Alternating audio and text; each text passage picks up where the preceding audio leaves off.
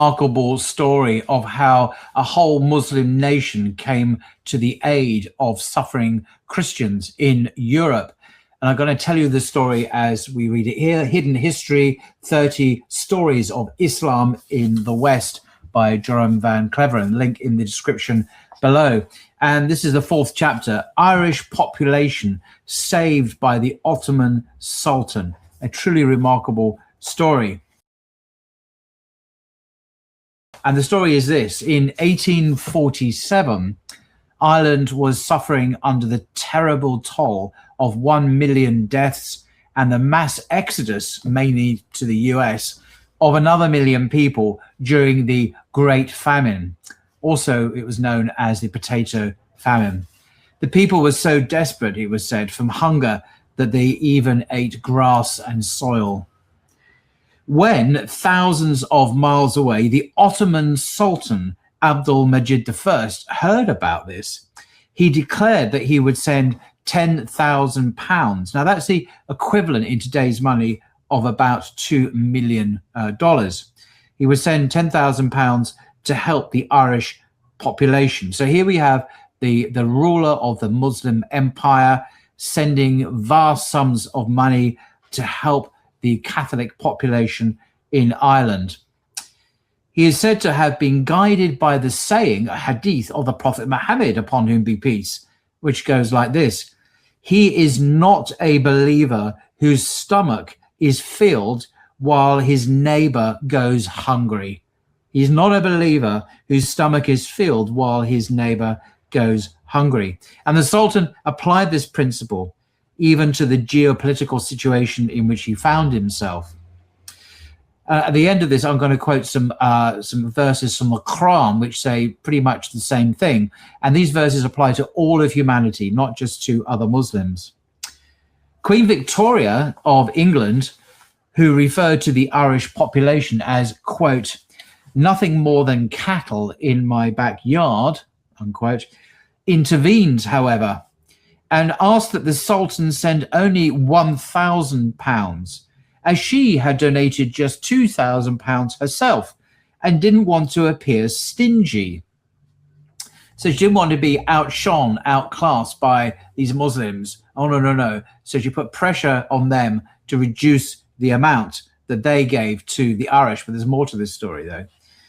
Incidentally, on the very same day that the Queen made her donation to the Irish, she gave a significantly larger sum to a British dog shelter. This bizarre choice explains why Victoria became known by the nickname the Famine Queen, a title by which she is still remembered in Ireland today, apparently.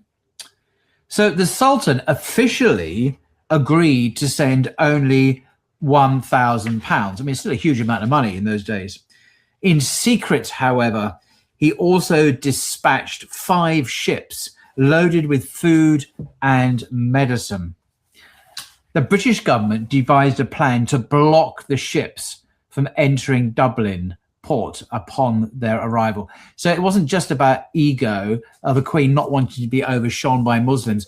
The British government actually took steps to stop aid to starving people in Ireland. This is remarkable. As a result, the aid was delivered instead somewhere else, to the nearby port of Drogheda, because, by the way, the Muslims had learnt of the cunning plan of the English blockade. So they learnt about it, so they went somewhere else. And it was there that the Ottoman sailors unloaded their cargo. What a despicable thing to do. You know, you had a national emergency, millions of people dying of hunger, and the British blocking aid from entering Dublin simply because they didn't want to be more aid than the Queen was giving. The Irish population, though, was so grateful for the Islamic support that they, since they had little else, they sent a letter of thanks to the Ottomans. Decades later, at the start of the 20th century, the football club Drogheda was founded. And shortly after its founding, the club changed its logo in memory of this event to incorporate the symbols of the Ottoman flag. As you can see, the crescent moon, and the five-pointed star. And this football club, which still exists today, there's a Wikipedia page about them, they won the Irish League title in 2007, and it bears the nickname the Turks. They're known as the Turks. So there's still a memory of this, even in this football club, which exists today. So that, in brief, is the story of how the Irish population was saved by the Ottoman Sultan. Now, I quoted this hadith, remarkable hadith, the Prophet Muhammad, upon him be peace. He is not a believer. So you're not really you're not a Muslim, really, whose stomach is filled up with food while your neighbor is starving or goes hungry. And this motivated the pious Sultan to do something about it. Now, I'm going to read a couple of some of my favorite passages actually in the Quran. The first one is from the second surah, verse 177. Has always struck me. It's an incredible teaching about true righteousness. What is true righteousness? So there's God speaking to humanity here.